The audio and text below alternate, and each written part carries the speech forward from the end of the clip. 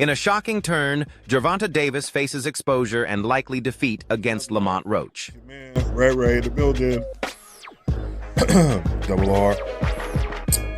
And I want to do a quick fight review.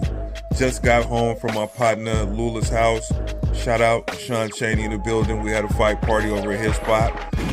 We watched the Gervonta Tank Davis versus Lamont Roach fight tonight. It was a pretty good fight card. I thought that the fights, the prelim fights, were more entertaining than the main event. But we're not going to talk about the prelim fights. We're going to talk about the main event. And in the main event fight, we have Gervonta Davis, the knockout artist, the electrifying Mini Tyson versus Lamont Roach. Now, if you don't know anything about the history between these two fighters, Lamont Roach and Gervonta Davis grew up together, and they boxed each other a lot. So it stands to explain why Lamont Roach was so comfortable in that fight against Gervonta Davis. That said, Gervonta Davis was exposed in this fight, I think. It was a boring fight in the first half of the fight, and the fight eventually picked up steam. In the 5th and 6th rounds, they started to exchange, and I thought that Lamont Roach won the second half of that fight. Now, we have to talk about Gervonta taking the knee when he did, and him taking that knee, he should have been scored a knockdown. That in itself was the difference in the fight in terms of how they scored the fight. I thought that Gervonta Davis should have been scored. That should have been scored a 10-8 round.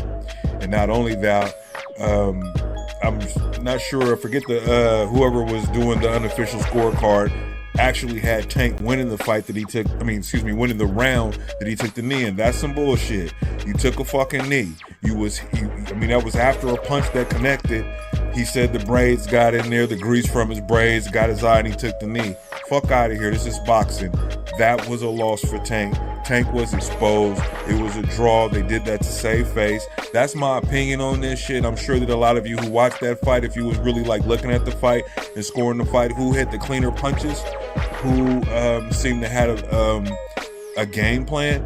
I don't think that Tank had a game plan. He came in there on athleticism and talent, and he didn't use any of his boxing skill. I didn't see any game plan from him, no adjustments being made or any of that. He thought that he was going to go in there and punk Lamont Roach, and that didn't happen. This guy knows you. He grew up with you. He know what you're going to do. He wasn't scared of you. He ate your best punches.